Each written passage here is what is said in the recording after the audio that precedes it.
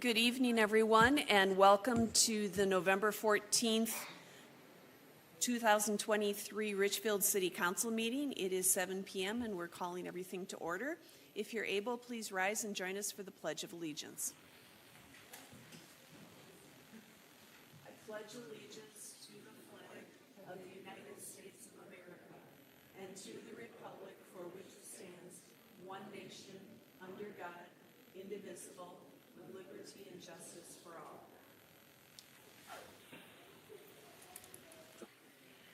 Thank you.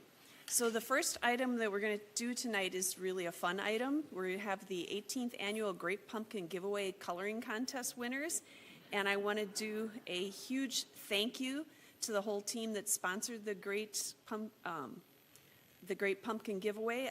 I went to it for the first time this year, and it was just fun seeing all the families, and there were people of all ages. It wasn't just children there, so it was just a lot of fun and a great community event. So I just want to thank all of the sponsors. I'm going to invite Steve Schneeberger and Lisa Hintermeister up to join me, and they're going to tell you more about who the sponsors were and how it worked, and then we're going to call up our winners. So thank you. Thank you, Mayor. So Lisa Hintermeister and I, we've been running this event for a few years. This actually is it's become quite a fun annual event for us to do, and we started out 17 years ago with 50 pumpkins, and a couple dozen people showed up. We ended up having more pumpkins than people, and it's evolved into what it is today, where we limit the pumpkins to one per family, and we give away 600 pumpkins. So it's a great event, and we couldn't do it without a team, and our team keeps growing, and that's what allows us to keep building on the event. So Lisa and Dave Hintermeister with Luminate Home Loans. We have Carl Herman with State Farm Insurance, and this year BJ Skoog with Richfield Leadership Network, along with the City of Richfield Parks and Rec Department, help pull this all together and make it the event that it is. So I'd like to thank all of the sponsors and the city and Mayor Supple for being part of the event. And she gets the great job of judging the coloring contest. So we had 3 age categories. We have the 5 and under, we have a 6 to 8 year old category, and then 9 and older. And 2 of our winners are here tonight. And so Mayor Supple will present the awards, and then we'll get the third one to the right spot. But unfortunately, she's not here. So the 2 that are here, if I could just have you come up. We have Madeline Guzman Cruz. Could you come up? And Madeline is in our 6 to 8 year old category. And so I'm going to tell you a little interesting thing about Madeline.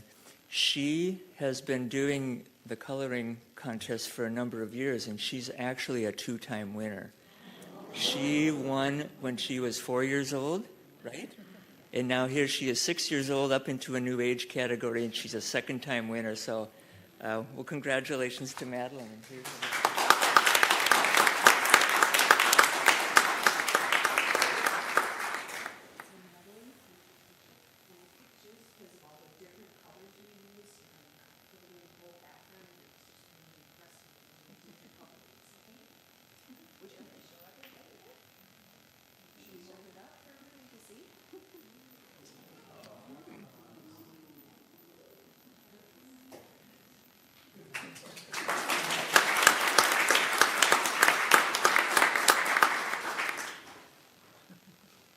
And then our winner in the 9-year-old and older category is Audrey Holman. Audrey, could you come up?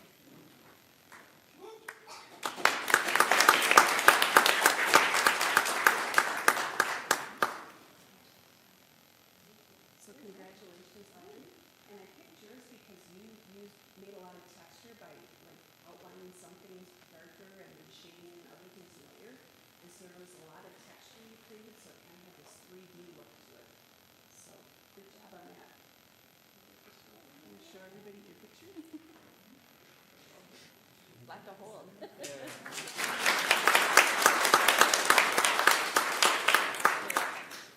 Did you want to say anything else?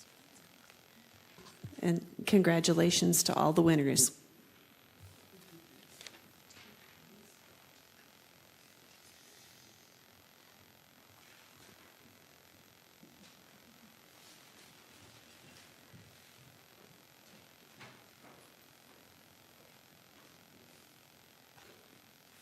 All right, next we're going to move on to our open forum, and I have several people that wish to speak tonight.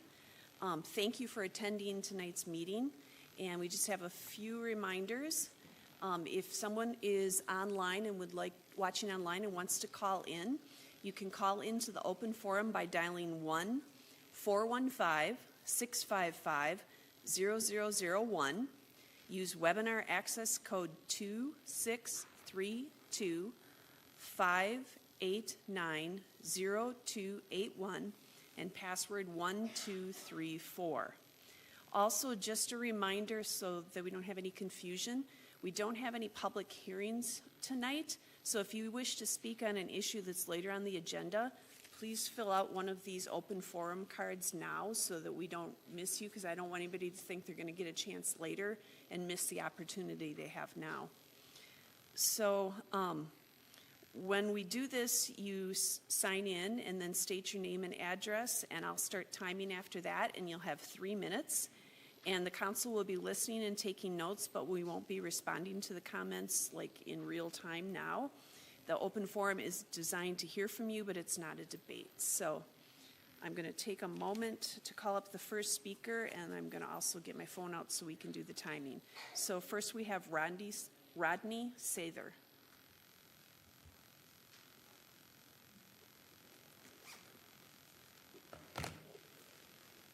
Hi, thank you. I'm Rod Sather. I live in 63rd and Thomas, the west part of Richfield. I'm a retired letter carrier with the Postal Service. I worked 33 years, so I'm used to going through neighborhoods and visiting with people. One of the things the thing that I want to talk about is unregulated short-term rentals in the city of Richfield. Right now, it looks like it's unregulated commercialization. We can have hosts managing multiple properties, essentially running unregulated hotels, which can alter the neighborhood's character. We're looking at probably Airbnbs, VRBOs. They impact housing availability, and Airbnbs can lead to a reduction in available housing for local residents. I believe that now is a time to establish rules and regulations for short-term rentals, and then what the need is for enforcement and penalties. And the concern probably is noise, safety, and trash. Thank you. Thank you.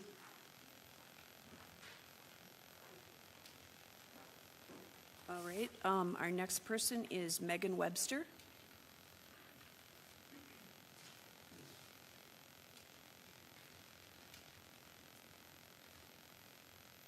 Hi, my name is Megan Webster, and I've been a Richfield resident for over 30 years. I want to thank the council for hearing the proposal on Astor Commons. I strongly support the Astor Commons housing development for youth with neurodiversity. As a nearby resident and having a nephew with autism, I believe this development will greatly benefit our city. I understand that some neighbors have concerns about the impact of Astor Commons. However, it's crucial to approach these concerns with an open mind and base our judgment on facts and understanding rather than misconceptions or fear. Youth with neurodiversity deserve equal opportunities for a fulfilling life. Astor Commons will provide a safe and inclusive home, enhancing their quality of life and promoting independence. I've witnessed the good outcomes from other housing developments that Beacon has been involved with, such as Richfield 66 West. Embracing neurodiversity creates an inclusive community for all residents. Neurodiverse individuals will contribute diverse perspectives to our city and innovation. I urge the council to consider the positive impact that Astor Commons can have on Richfield. Thank you. Thank you.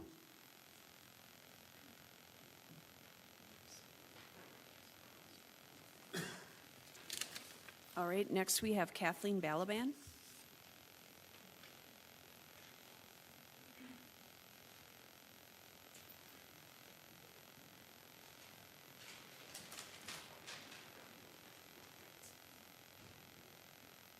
We don't have the sign-in sheet. If it's not there, I think you filled out the card, so we'll take it from there. In that case, my name is Kathleen Balaban, and I live on 65th and Stevens.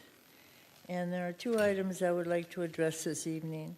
The first one is to ask that you remove the Whitecaps agreement from the consensus calendar for tonight's discussion, and then decline the Whitecaps' current offer to buy out the remainder of their 5-year term for $100,000, and have the staff recalculate whether or not this is an adequate offer. My math indicates that the city would lose $180,000 for the remainder of the contract, plus a percentage of the advertisement sales, which is not noted. In addition, there is a question of who pays the remaining 2 years on an earlier loan of $600,000 for locker room renovations noted in the financial impact section. There seems to be a lot of questions as to the actual amount and number of losses, including the intangible asset for tourism and city recognition for hosting this team during the remaining period of their agreement. In addition, if they stay, it may allow us to service them in a manner that would encourage them to complete the 2 5-year terms remaining on their agreement with the city of Richfield. It appears, I could be mistaken, but it appears that the agreement had been negotiated with recreation, because that's where the arena is in the recreational aspects of our city. However, this looks to be a city development item, a business item, one that needs an agreement and a contract that is sustainable for us. We are taking a loss here in my calculation. So I'm asking that you remove it from the consent calendar, ask the staff to go back and look at what we will lose and what we won't, and put it in dollars and cents, and then bring it back to the table. This is not something that you just say yes to without looking at. This is a big item. This is a big item. So I'm asking that you do that. The second item on the agenda is to voice my opinion on giving away the city council authority to a staff member. It matters not who the staff member is or what title they have. The sitting members of the city council should be the only members to change the city ordinance. The only members. Giving the authority to a hired staff member takes my voice away on laws that affect my livability. I don't care what they are, no matter if they're so small as a speed limit or so much as multifamily housing, okay? The staff member and/or city manager can recommend ordinance changes, and the city council members should be the only ones with the authority to change the city code, and this is a city code. This restriction of giving away certain authority should be noted and maintained within the city charter to ensure that my voice is not taken from this process of for the people, by the people, and not force the people by the authority invested in me. I voted for you. I'm asking you to make the laws of our city and nobody else. No hired staff, no selected individuals. You are the voted committee, voted members, and I thank you for your service, and I would really appreciate you maintain your authority. Thank you. Thank you. And the next person would be Scott Dahlquist.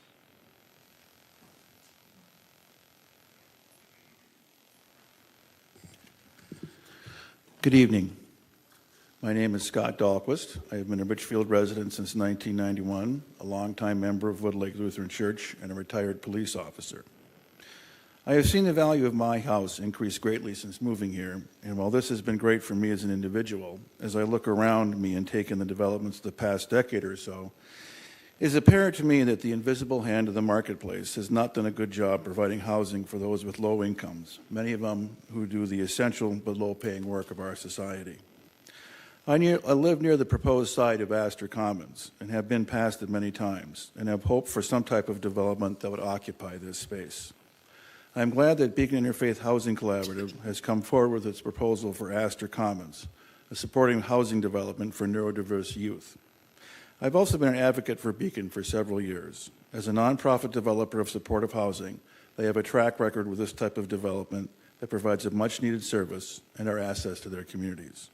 I urge the council to support this development when it comes up for a final vote on November 28th. Thank you. Thank you. City Clerk Leslie, is there anyone online that wishes to speak? There is not. All right, is there anyone else in the audience that wishes to speak that hasn't turned in a card yet? All right, seeing that there's no one there, thank you to everyone who contributed to the discussion during open forum, and we'll close out open forum at this point. So next we're going to move on to the approval of the minutes of the City Council work sessions of October 24th, 2023, the City Council meeting of October 24th, 2023, and the Special Council work session of November 1st, 2023. I move to approve the minutes. Second. Okay, it's been moved and seconded, and we spoke before the meeting. We're going to make a correction because I was absent for the retreat, and so that'll get fixed on the agenda, or on the minutes rather, for November 1st. But other than that, is there any discussion? All right, all in favor, please say aye. Aye. All opposed? And we've approved those 3 minutes. Next, we'll move on to approval of the agenda. I move approval of the agenda. Second. It's been moved and seconded to approve the agenda. Is there any discussion? All right, all in favor of approving the agenda, please say aye. Aye. All opposed? All right, we've approved tonight's agenda. So what we're going to have is a series of 5 presentations. So we'll have a proclamation celebrating Native American Heritage Month, a proclamation celebrating Small Business Saturday. Then we'll have presentations from the Civil Service Commission, the Transportation Commission, and the Community Services Commission. So I'm going to start out with the proclamation for celebrating Native American Heritage Month. And so we have a member of the Human Rights Commission that's going to meet me up at the podium. Thank you.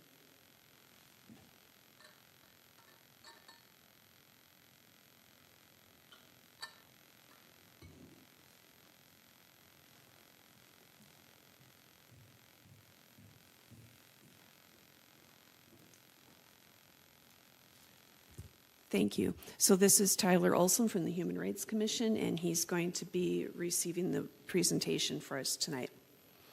This is a proclamation of the City of Richfield.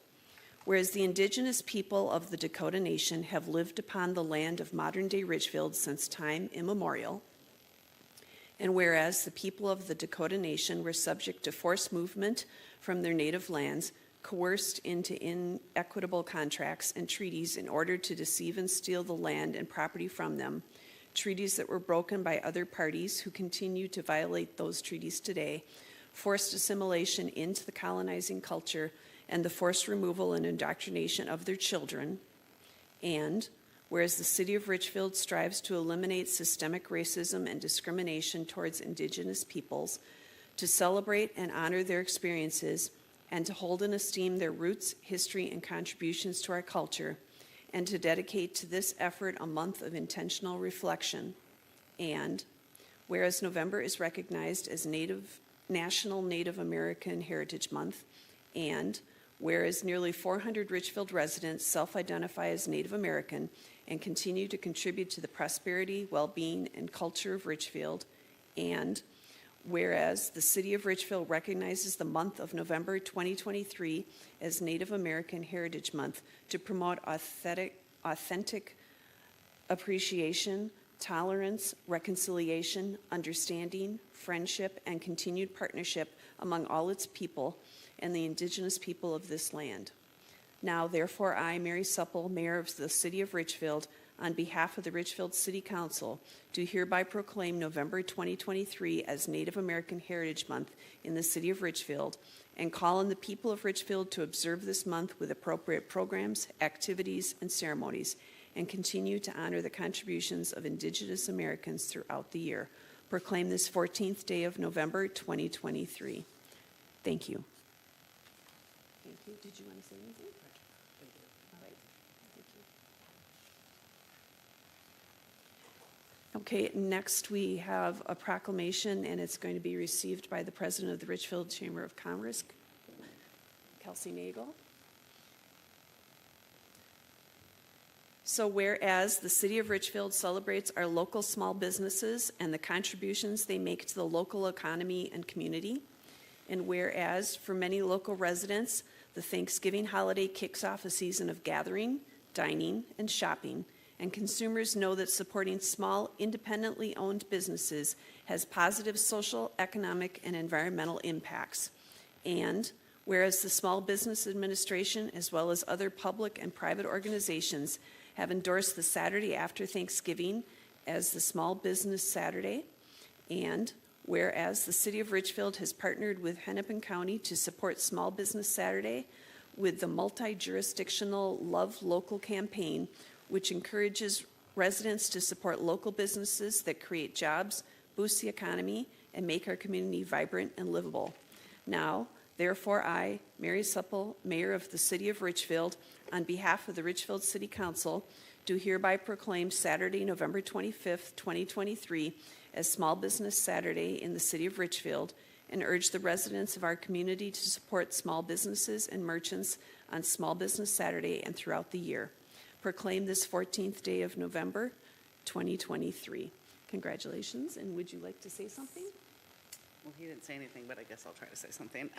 It's making me feel like I don't want to. But I will say that I do think it's very important for not even just the smallest businesses in Richfield, but all of our businesses in Richfield and our neighbors. They all employ our community as well. And so eating and shopping and doing all those things there provides things like Steve and Lisa to be able to do things for the community. So it's very well-rounded cycle if you can just be local. Keep it local, I guess. All right, and thank you, President Thank Eagle. you. Thank you. Oh, you want a picture? Did we want one with?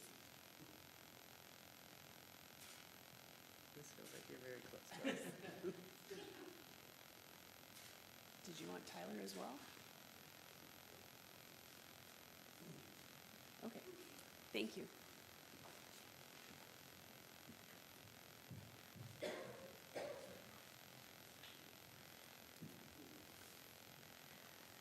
Thank you. Next, we are going to hear from 3 of our city commissions.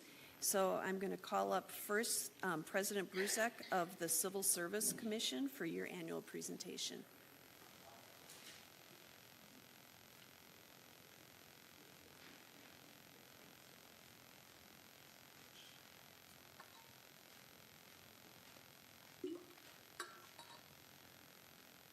Good evening, Councilmember O'Leary, Councilmember Whalen, Councilmember Christensen, and Mayor Supple. I'm Jeffrey Bruzek. I'm a Civil Service Commission, member of the Civil Service Commission for the City of Richfield, obviously, and I am here to present our annual report for the fire department.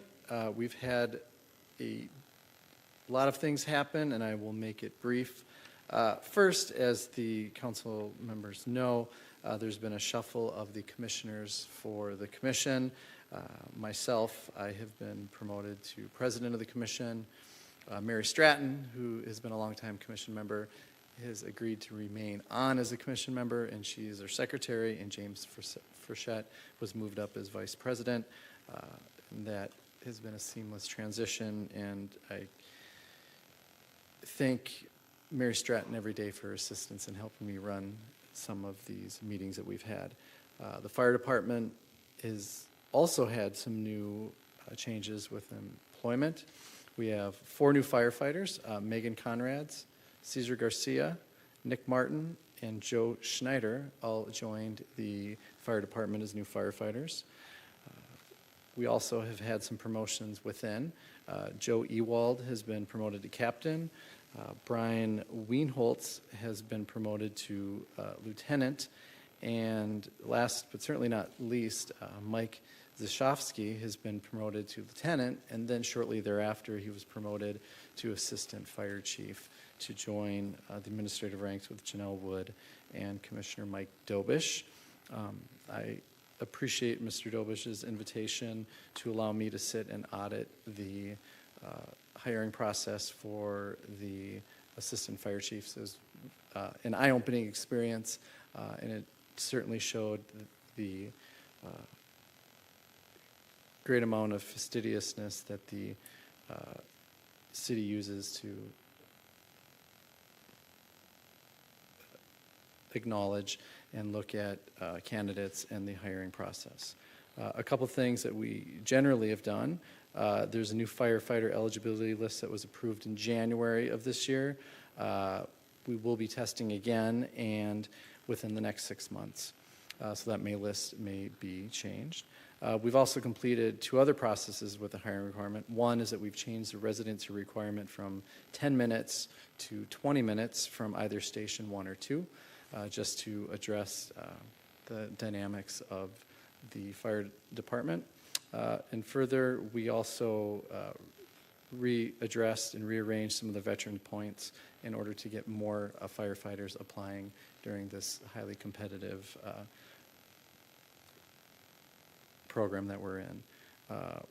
With that, 2022 was also, we're not done with 2023, so we may beat it, but 2022 was a record year for calls for service with 4,876 that were conducted by the Richfield Fire Department. And that concludes the annual report. All right, thank you so much, and thank you for all the support that you're giving to our fire department, because we're really proud of our fire department, and we appreciate all the support that you've been giving them. Is there anything else anybody else wishes to comment on or say? All right, thank you so much. Thank you. All right, next we'll have Chair Bradley from the Transportation Commission.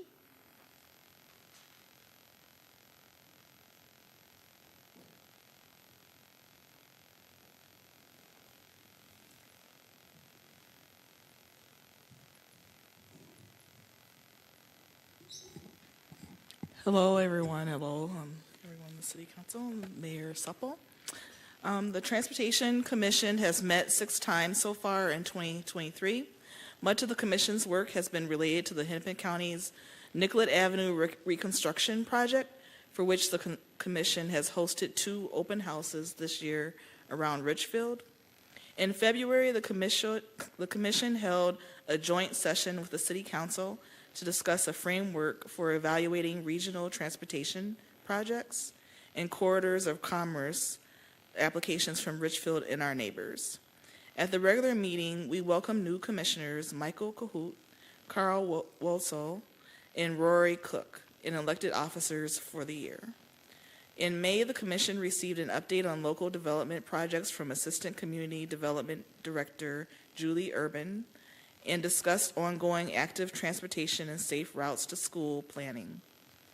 In June, Public Works Director Kristen Asher gave an overview of Richfield's public engagement process, and the Commission was introduced to Matt Huggins, Hennepin County's project manager for the Nicollet Avenue reconstruction. In August, the Commission began the existing conditions review for the Nicollet Avenue project.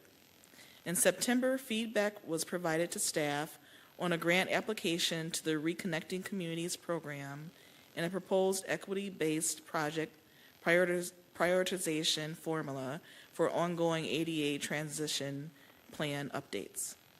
At our last meeting in October, the Commission provided feedback to the county team on potential tools for Nicollet Avenue in advance of Open House 2 and provided feedback to staff on upcoming grant applications. The Commission looks forward to continuing its work on the Nicollet Avenue project as well as other citywide transportation items in 2024. And I look forward to continuing to serve the Richfield Transportation Commission, where I've been the chair for the last 2 years. Thank you so much. Did anyone have anything they wanted to add? All right, Commissioner Hayfoot O'Leary. I just wanted to say, as the liaison, I appreciate sitting in on your meetings and the thought and effort that the whole commission puts to the work in front of you, and particularly showing up to those open houses and those opportunities to meet with the public outside of the normal time. I know it's an extra burden, and we're really grateful for you prioritizing that. Thank you. Yes, thank you very much. I was thinking the same thing as you were giving the report, that when we go to the open houses, there are always commission members there, and you're going above and beyond, and I appreciate that. So thank you to you and to the entire commission for all the hard work you've been doing, because there's a lot of public feedback needed as we're planning all of these things, and you've kind of gone above and beyond. Is there anyone else that wishes to say anything? All right, well, thank you so much. Next, we'll have Chair Johansson from the Community Services Commission.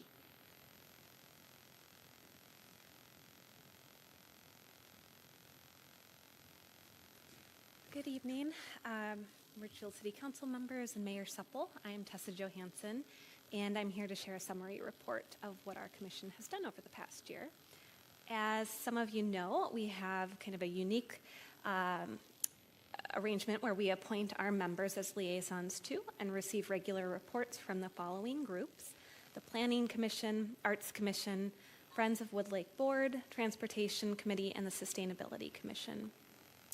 We also receive regular reports from city staff regarding recreation programs in Wood Lake Nature Center, pool, arena, and wheel fun, mini golf and malt shop, parks maintenance, and sustainability and organics composting.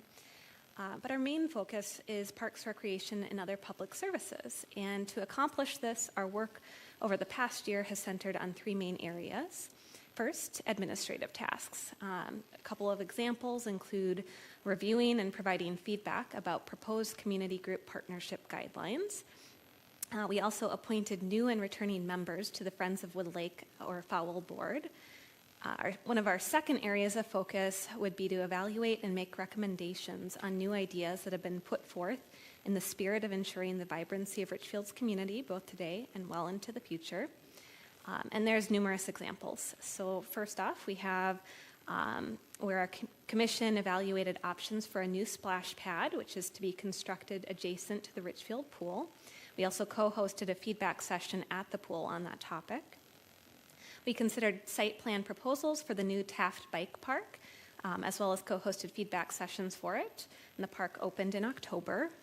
We assisted with the Fairwood Park Playground Replacement Engagement process and participated in the proposal scoring process. We received updates on the new partnership between Fortis Academy and the Richfield Ice Arena for lease of the space.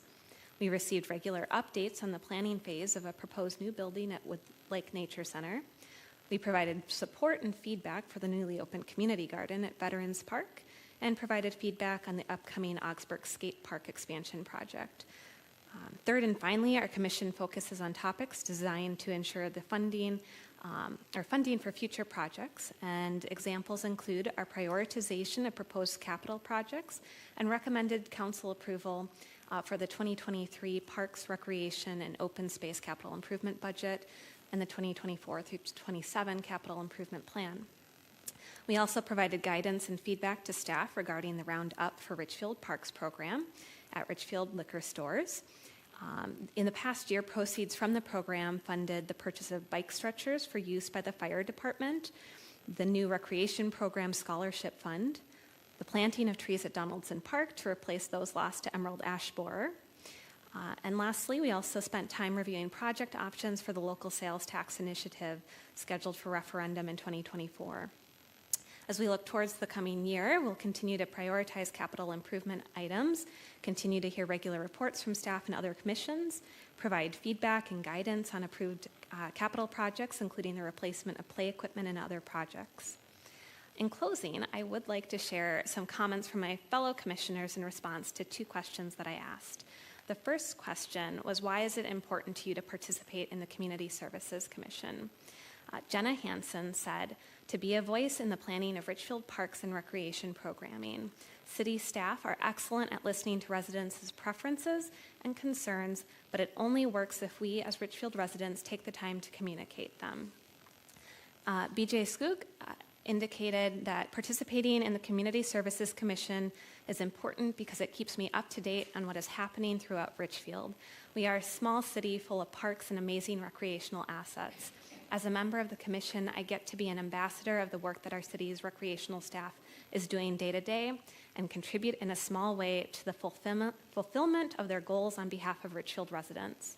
Adam Karakas said to see and hear about updates to the various parks around Richfield, to meet new people, to have even just a small voice in these community matters. My second question was, what are you most looking forward to for the future of our parks and other community offerings? Jenna said, Wood Lake is a true gem of Richfield. I can't wait to see it elevated and celebrated with a new Nature Center building. BJ said, I'm excited for the potential of a local sales tax being passed in Richfield. If all goes as planned, we will see a new building at Woodlake Nature Center, updates at the Richfield swimming pool and ice arena, and finally, what I'm most excited about, the redevelopment of our community center. And Adam said, the updates of Donaldson Park. So many exciting upgrades for a wide variety of community members. And as I reflected on all of this feedback, I have to say I agree, and I think it really reflects the enthusiasm of the commission. So thank you for your time. Thank you. Did anyone wish to speak? Commissioner Whalen. I'll just say, as the liaison that's worked with you all, it's been especially exciting when we've had the new projects like the splash pad and the bike park to weigh in on, and also just really appreciate the seriousness that you all take around the questions of funding and how do we maintain these wonderful parks that we have. That will, I mean, obviously with the sales tax question coming up last year, continue to be a big question that we just need to resolve it together as a community, and look forward to working with you all to help spread the word and educate people about the options that we have ahead of us. So, thank you. Yeah, thank you.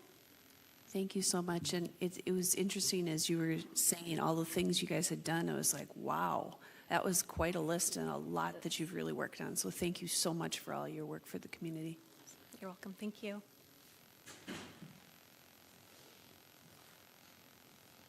All right. Next, we're going to move on to the consent calendar. City Manager Rodriguez. Thank you, Mayor Supple. The consent calendar contains several separate items which are acted upon by the City Council in one motion. Once the consent calendar has been approved, the individual items and recommended actions have also been approved. No further council action on these items is necessary.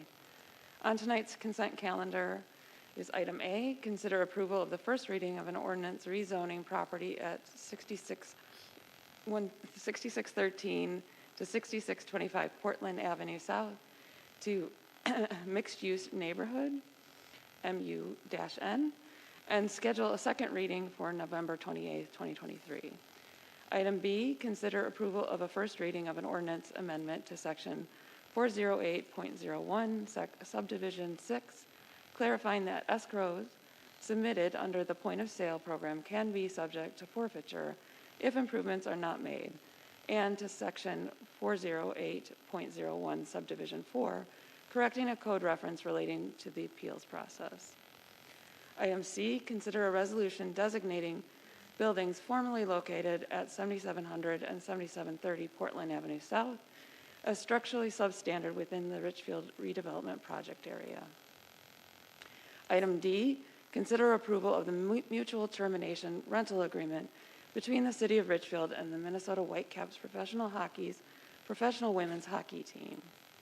Item E, consider the approval of a contract with Graymont, Wisconsin, LLC for the purchase of 1,400 tons of quicklime for water treatment in the amount of $302,120.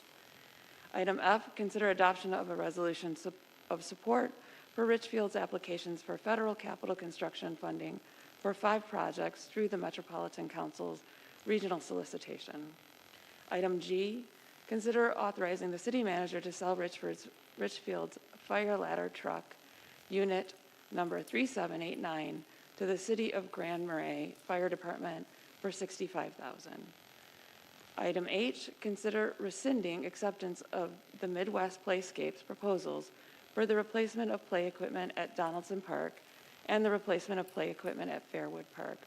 Reject all proposals and authorize the interim Recreation Services Director to issue new requests for proposals.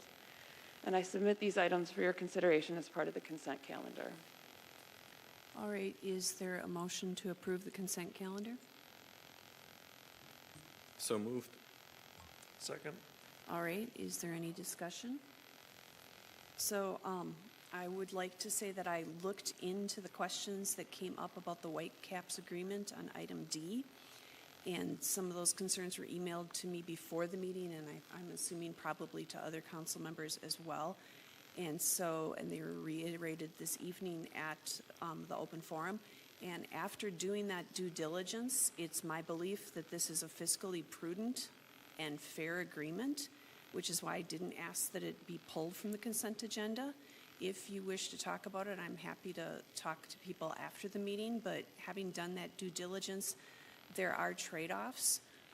There are things we lose and things we gain, but it comes out so that the city is in a fiscally prudent and responsible, fair position, and so it's not going to do harm to the city, and in some ways may benefit the city.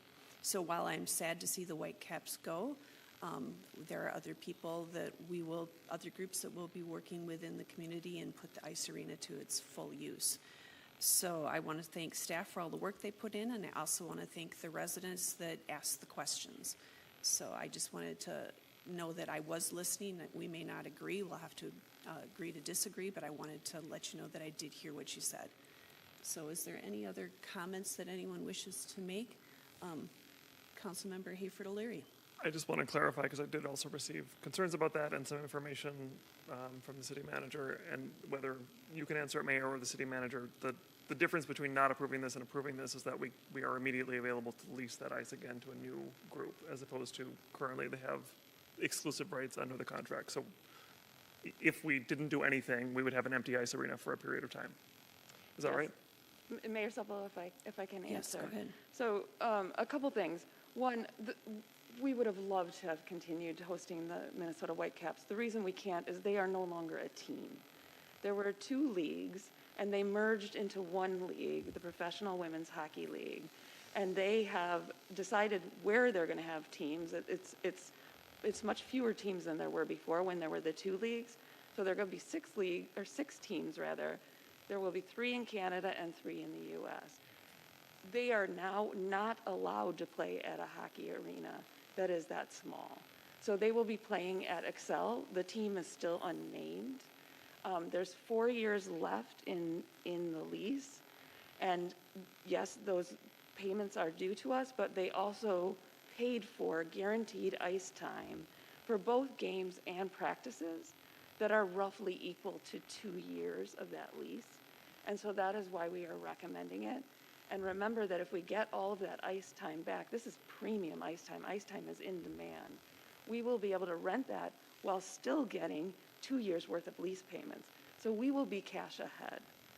And because ice time is in such demand, we're actively talking to other partners already about both short-term and hopefully a long-term arrangement. Thank you. Any other discussion or comments? Councilmember Whalen?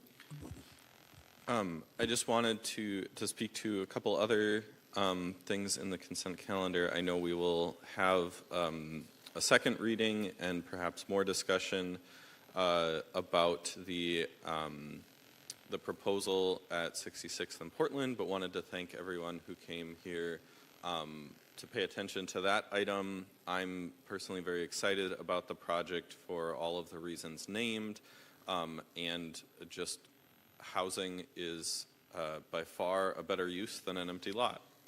There's a whole bunch better reasons to support it as well, but I'm very excited about that and appreciate the community support. And then wanted to thank all of the staff who worked on the 5 construction projects for the regional solicitation.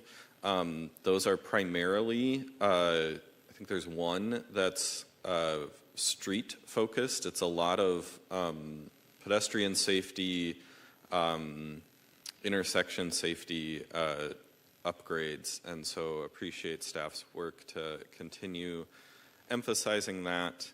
And then to the last one, just want to assure anyone who was looking forward to new play equipment at Donaldson Park or Fairwood Park, that will still happen, is just slightly delayed from some technicalities. So we will have more updates on that before too long, hopefully. All right, any further comments or questions? All right, the consent calendar has been moved and seconded. All in favor of approving the consent calendar, please say aye. Aye. All opposed? All right, we have approved the consent calendar. Next, we're going to move on to proposed ordinances. And so Councilmember Whalen is going to present item 10. Thank you. This item is to consider approval of a first reading of an ordinance amending Section 1305 of the Richfield City Code, authorizing the city engineer to set speed limits on municipal roadways. Staff were directed by council to explore reductions in city speed limits under the new Minnesota statute. In order for changes to take effect, the City Council must legislate the responsibility for setting the speed limits. Other local cities, including Edina and St. Louis Park, have legislated this responsibility with an ordinance which states that the city engineer shall set speed limits for local streets in accordance with Minnesota statutes. This first reading provides an opportunity for council and the public to review the proposed ordinance before final approval at a second reading and vote. Approval of the first reading does not preclude potential changes at the second reading. The proposed ordinance would authorize the city engineer to implement the proposed citywide speed limit changes developed over the course of 3 work sessions in October 11th of 2022, May 9th of 2023, and October 24th of 2023, and summarized in the staff presentation from the October 24th work session. The staff presentations and minutes from these meetings are attached to the staff report in the full agenda packet. There's not council consensus on the staff recommended speed limit on 76th and 77th streets, so staff will present an alternate option specific to those streets for council consideration at the second reading on December 12th. To conform with state statute, the alternate option will need to be passed by resolution, while the city engineer would set the speed limit on all other streets per the ordinance. Staff will also present a resolution to rescind the urban district designation on Lyndale Avenue so that the Lyndale Avenue speed limit can also be established by the city engineer according to the proposed ordinance. And I will just add the one sentence summary version for people who have not looked at the full report. In general, it is reducing city speed limits to 25 miles an hour for greater safety on nearly all of our city streets. County roads would still be, and a couple major streets would still be at 30 or 35. Does staff have anything to add on this item? No, we're available for questions. All right, then to get into discussion, I would move that we approve the first reading of an ordinance amending Section 1305 of the Richfield City Code and schedule a second reading for December 12th, 2023. Second. Okay, it's been moved and seconded, so we're now open for discussion. Are there things that people would like to add? Councilmember Hayford O'Leary. First, if the city manager might just briefly address the comment at the beginning in the open forum about why this defers to the city engineer. The state of Minnesota used to set the speed limits. MnDOT would do it, and then they changed their statute, and there's a particular provision in the statute that allows the city engineer to set the speed limits on local roads, and so that is why we are recommending that. Okay. And other cities that have done these local speed limits use similar language as to what you're proposing, correct? That is correct. Okay, thank you for clarifying that. I do also want to note with regard to that feedback, this is not the only tool available to us, although I think it's unlikely that we would rescind it. We do have the ability to rescind it. We're not committed. It's not like a charter change or anything, correct? And as has been discussed and as noted in the staff report, there is other option, for example, using the urban speed limit designation for 76th and 77th. So although staff are responsible for the speed limits overall, there is still flexibility available to us. I do want to talk about that. We're not voting on it tonight, but just to kind of preview my comments for the fellow council members, and we have a month to think about this, so I really want to share my perspective on 76th and 77th. And then if you have thoughts back, particularly folks who might disagree, I'd really like to hear from them so I can think about it over the next month as well. I really hope that in a month from now we are passing the resolution to use the urban speed limit on 76th and 77th, and there's 2 key points that I want to make for that. I think it's a serious equity issue to allow only the West End, where we have single-family homes, where we have wealthier neighborhoods, and where we have wider neighborhoods, to continue to maintain their 30-mile-an-hour speed limit, but have the higher renter, higher BIPOC, and lower income part of the city that has similar speed characteristics go to 35. I think it is a fairness issue, and I think it doesn't represent our equity values. I don't fault staff for that being in their recommendation. They have good reasons why they picked the methodology they picked. But the result of that methodology amplifies that existing disparity where the haves have the speed limit that I think most people would prefer to have in front of their home, and the have-nots continue to have a speed limit that we know to be more dangerous.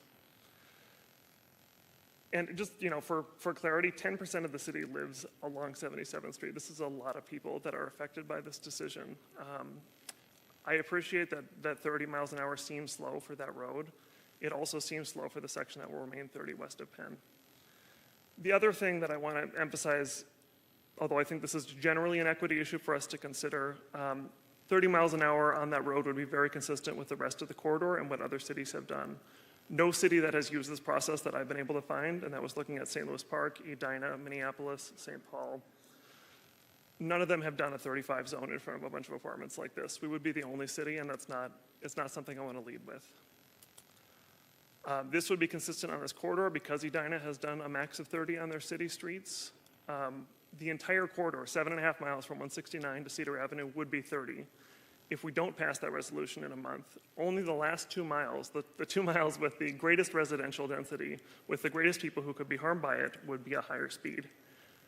I think that's wrong. I think we have an opportunity to appreciate the work that the city engineer has done and agree that it is an excellent result for most of the city, but to appropriately recognize that the result on this street isn't acceptable and that we should use the power available to us to correct that and to set it at 30.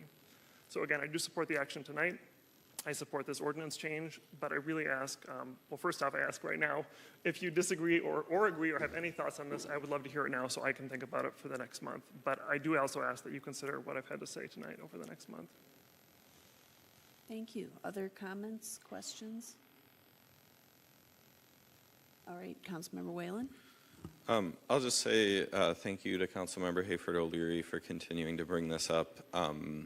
It's something I think I had shared at the work session, did not have a strong opinion on, but I see your points, and for folks who, I don't blame you if you did not listen to all 3 work sessions from the last year and a half. We've also discussed working with the county to lower the speed limit on county roads. They've done that in some sections of Minneapolis. But then as soon as you drive into Richfield, the speed limit goes up again. And so I also would agree that if we are asking the county to reduce their streets to 30 miles an hour, to set that example by making that our maximum as well, that if people want to drive fast, they can go on a nearby freeway. But the difference over a stretch of 2 miles in driving 5 miles an hour faster is not going to significantly change how people get places, but it significantly impacts the safety if there were, unfortunately, to be a crash. So yeah, just appreciate again, clearly we've been at this for a long time, appreciate the level of discussion, the level of back and forth from the staff as we continued exploring this to look into all of our options and listen to feedback, and I think we are approaching a really, really helpful outcome, and also appreciate the conversation we just had in the work session of how we make sure to educate and share this with the broader public. So thank you to everyone who's been working on it. All right, any other comments or questions? Yes, I echo my fellow council members' opinions and research that they've done on that, and as far as the staff goes, there needs to be consistency in the corridor lanes that we drive in every day. From going to east to west, there's a significant difference between them, and keeping them consistent throughout the process will help as far as traffic flow and maintenance, what's going on there. Thank you. Any other comments before I weigh in on this? First of all, for the people that are listening, as Councilmember Whalen said, most of this will be 25 miles per hour throughout the city, and I think that is a good decision because it does make it consistent so we can get a message out to everybody that you need to, drive 55 or drive 25. Drive 25 when you're in Richfield, so slow down and drive 25. And it's a consistent message and it's not confusing because right now we have, if you look at the current speed limits, it's all over the place. And so slowing down to 25 on the majority of the streets is very, very helpful. As was mentioned, it's county roads, but I want to be specific because Lyndale, even though it's a well-traveled street, is not a county road. But we did do some special changes a year or so ago that we'll have to consider on December 12th. So there will be a resolution setting Lyndale's speed, and the recommendation is to put that at 25. After all of the work sessions, the county roads that would be at 35 would be 66th Street, 77th and 76th from Penn all the way over to Cedar, Portland, Nicollet, and everything south of 68th on Penn Avenue. It would be 30 north of 68th on Penn Avenue, also on Xerxes from 65th north, and from Penn over to the Edina border on 76. So that was the recommendation that staff is putting there. Did I misspeak? So I believe, and staff could correct me, that those are just reflecting the existing speed limits as they're posted today. Those are not reflective of what they would be asking the county for. Right, because we have to wait and go through the process with the county. But Right. for right now, these are the proposed okay. speed limits, and we would like to have it be 25 across all the different city streets. And I think that is a really good idea. So I do support the proposal that's before us tonight. And secondly, I'd like to thank staff for explaining the procedure of how we're going to do this in the staff report so people understand that we have the part that we do tonight, but then on December 12th, we're going to have a discussion of this, plus we'll have two resolutions. One of those would be to have Lyndale Avenue be 25 miles per hour. The second one has to do with what the speed limit should be on 77th and 76th, as Council Member Hafer-Leary was alluding to, and that was the part that the council had not reached consensus on. I would like to make a couple of requests for more information from staff because there sometimes are unintended consequences when we make changes. Right now, from Penn over, it's at 30 and the rest of it was like 40 and then steps down. And so there's a lot of people that are currently driving 40 because of the way that the road was constructed. And so we're going to have to do a lot of public relations to make sure people know what that's going to be. And the recommendation right now is to drop that down. So that would be decreasing, but just hold the part from Penn over the way that it is. So the concerns I have to do with safety, because what we were told during the work session is that part of what works for setting speed limits are the things, the built environment around it, so that it affects you. You know, if you see like a median or something, you just automatically slow down. And so right now we don't have a lot of that on 77th Street. So I'm a little worried if right now most people are around the 35 to 37 miles per hour speed on that section. And I want to know, is there going to be a possibility of speed differentials? Because I know like on the freeway, they talk about it's dangerous if somebody's going really fast and somebody's going really slow.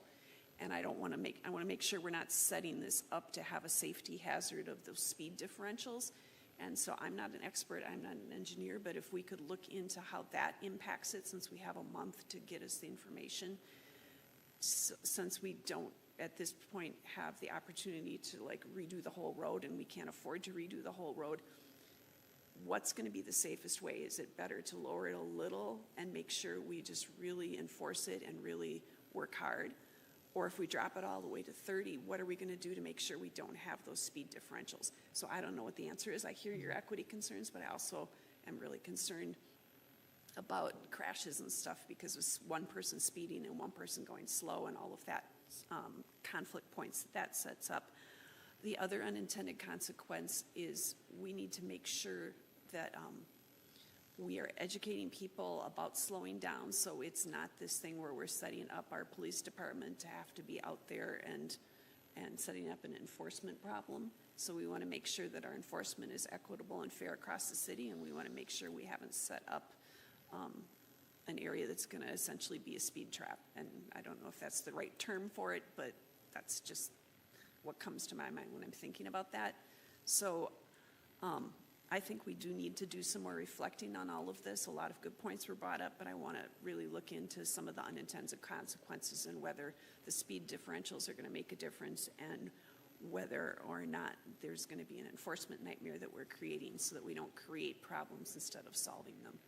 But in general, I'm very pleased with the whole process and the decision to make sure that we, for the rest of the city, go down to those 25 miles per hour. And so I'm in support of the motion that's before us this evening.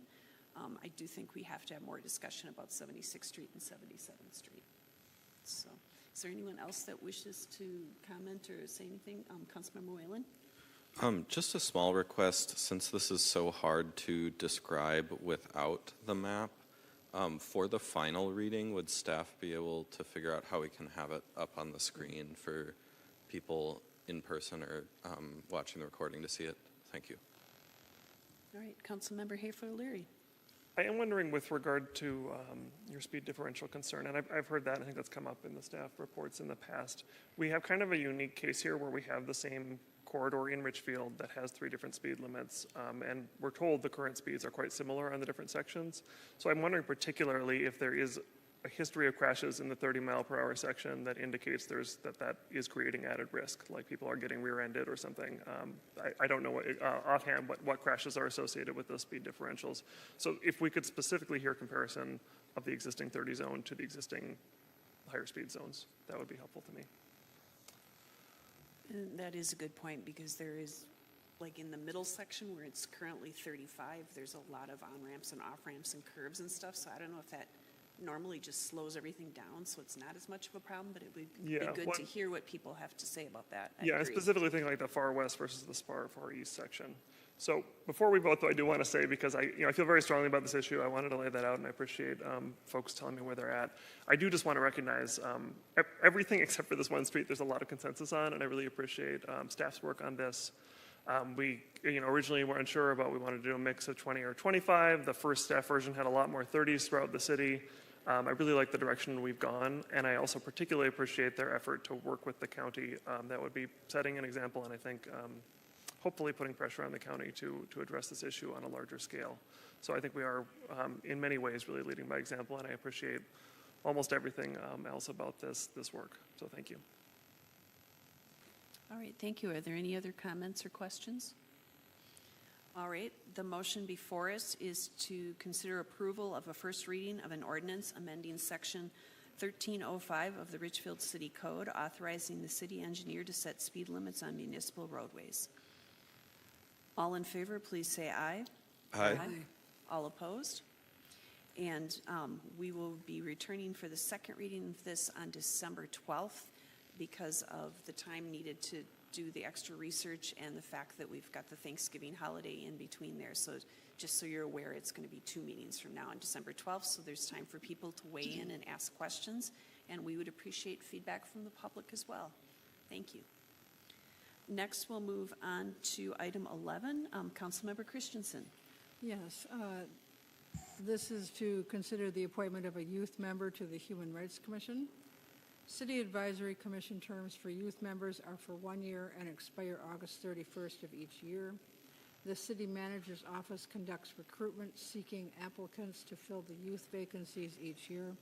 This recruitment includes information on the city's website, Facebook page, and communication with the local high schools. The recommended action would be to approve the appointment of Beatrice Hernandez Guerrera to the Human Rights Commission as a youth commissioner. Does the staff have any further questions? No. All right, there's been a motion. Is there a second? Second. Okay, it's been moved and seconded. Is there any discussion? I would like to thank Beatrice for coming forward and joining our Human Rights Commission. We still have a few more openings on some of the other commissions, and the policy we have is if there is an opening, the recruitment process is ongoing. So if you know somebody who's age 15 through 18 that would like to join as a youth commissioner, we would welcome them. So please put that forward. Any other comments? All right. All in favor, please say aye. Aye. All opposed? All right. We have passed the approval of the appointment. Thank you much. Next, we'll move on to the city manager's report. Nothing to report tonight. All right. Thank you. Mayor, Oh, go ahead. Can I make a request of the city manager? We received feedback tonight about the short-term rentals, and I assume you'll probably comment on that at your next report, as you usually do. I'm aware that's like a future issue that we probably will want to address with policy changes. I am wondering if you are able to give an update on what current things apply. Like, it would surprise me to know that you need a rental license for that. So just what tools are currently available in addition to what our future plans might be. I think that would be helpful for the public to be able to hear that. You do need a license. You do Yeah. need a rental license for. But I'm wondering if, like, short-term next time you could rental. lay out, like, if you suspect there's an unlicensed short-term rental near you, here's who you call, here's how you report that. So we've been doing some research on the short-term rentals, and if we're encouraging any residents that if they believe that there's a short-term rental in their neighborhood, to please give us the information, and we're keeping an inventory of that. We also can go to some of the bigger sites that, the Airbnbs, the VRBOs or Vrbo's, and look for them. They have increased since this topic came up a few years ago. We are trying to get information from the companies themselves. They have not been forthcoming. So that's why we're asking for your help to give us these, the addresses where you think they are. We are sending out information about rental licenses right now. So we will remind folks that and ask them if they are a short-term rental, and also remind them that there is a tourism tax that they need to pay. We do have some short-term rentals that are paying the tourism tax. One other thing that I don't know if it needs to be tonight, but there's some confusion out there also. We have, part of our municipal code has rules for bed and breakfast where the owner is actually there, and that's a different situation than the short-term rentals, like, say, an Airbnb. So I think we need to differentiate between those as well as we're considering all of this. And correct me if I'm wrong about that, but I think it's two different things. And just to be clear, so if you do suspect that, who do you contact? If you suspect there's a short-term rental near you, who do you inform? You can send it to Chris Swanson, or you can send it to me. Okay. Either. All right, thank you. Next, we'll move on to claims and payroll. I would move claims and payroll. Second. It's been moved and seconded to approve the claims and payroll. All in favor, or is there any discussion? All right, all in favor, please say aye. Aye. Aye. All opposed? And we've approved the claims and payroll. Moving on to hats off to Hometown Hits, and I'm going to take a point of personal privilege and hand the microphone over to City Clerk Leslie. Thank you, Mayor Sobel, for indulging me on this. I just wanted to give a hats off to everyone who assisted in making the school board election of last week successful. It was a lot of work, and it couldn't have been done with everybody involved. Specifically, I'd like to give a hats off to the help at City Hall. Amy, who served as my election specialist, did a lot of the heavy lifting and made my job or my life a lot easier in the logistics planning of it. Chris, Kelly, Ellen, the front desk staff for putting up with us, coming down to take voters like every 5 minutes, which was nice. The public works staff who helped move the equipment into the polling place, they did a fantastic job. They were quick, professional, and they were careful with the equipment. The 9 polling places for letting us use their spaces. The head judges, one of whom is still in the audience, did a great job with leadership at the polling places. The election judges who worked the polls, they were all amazing and did a fantastic job. And finally, thanks to everyone who came out to vote.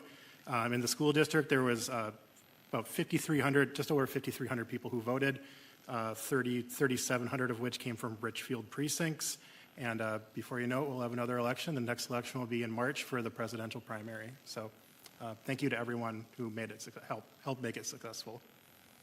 And thank you, City Clerk Leslie, for leading the efforts. We appreciate all your work on this. All right, now we'll turn it over to Councilmember Hayford O'Leary. I do not really have anything prepared, but I will say hats off to the voters as well who showed up, and particularly grateful to see their support of our schools by quite a healthy margin. So thank you, everyone. Thank you. Councilmember Christensen. Yes, thinking of small businesses coming up on that Saturday after Thanksgiving, I would highly recommend, I was able to, the other day, stop into another small business for breakfast one morning, and it was Flynn's on 66th and Penn. I had been there for lunch occasionally, but I had never been there for breakfast, and the food was very good. It was quick, it was cost-effective, and I would highly recommend going there. There's not too many places in Richfield that are open that early, and this was one of them that was really good. All right, Councilmember Whalen. All I have is happy Thanksgiving. All right, thank you. So I want to echo the thanks to all the voters for turning out, and it's great to see the support for our schools. And from what I'm hearing anecdotally, I think our voter turnout was a little bit higher than it normally is. So you can find out more about that later. But thank you to all the voters. Another thank you is all of the people that put in all the work for the annual Friends of Wood Lake dinner and fundraiser. It was a great event, and I just want to thank everybody that participated in that and worked at that. And I think some of those people that worked on that are in the audience as well tonight. So thank you there. Also, there have been a group of volunteers that have been helping to remove buckthorn and create soft landings at Veterans Park. And so I want to do a shout out to them as well. Also, I was fortunate enough to get to share the day or the morning with the students and some of their family members at our STEM the day before Veterans Day. And they had brought in honored family members who were veterans, and it was really great to see the entire student body sang together for the veterans in unison to say thank you. And it was, if you go to their the RSTEM YouTube page, it brings tears to your eyes watching them as they're honoring all their parents and grandparents and uncles and aunts that have served. So thank you to RSTEM for that. The last thing, or well, sort of two last things. We did commission interviews this Saturday, and I want to thank everybody who applied. It's always a really motivating and energizing opportunity when you get to spend the whole day listening to people tell you how wonderful they believe Richfield is and how much they want to give back to their community and all the ideas they have. And there's all this enthusiasm for what we can do to make it better. And so I thank each and every one of them. We're going through the process of notifying people, but I believe the council meeting after Thanksgiving will be acting on that as well. But thank you to everyone who participated. And then I'm going to do the shameless promotion thing because one of our HRA members' terms is expiring. So we are opening up interviews and accepting applications for the HRA and the EDA. So if you're interested, the applications will open up on November 15th, and they'll be open through December 15th. And that seat, the term expires on January 31st, and so it'll be open for anyone who wishes to apply. You can go onto the city website. So thank you again to everyone for participating. Is there any further hats off? Councilmember Christensen. I have one event that's coming up in the city this Saturday. It's the annual Richfield's Fall Boutique, and it is at the Community Center on 70th and Nicollet. And also this year is a new event after that at from 3 till 5. There will be authors, their local authors that will be discussing their books that they've had. All right, thank you. Anything else that we want to bring up? All right, I would entertain a motion to adjourn the meeting. I move we adjourn. Second. It's been moved and seconded. All in favor, please say aye. Aye. Aye. All right, all opposed? We stand adjourned. What are soft landing?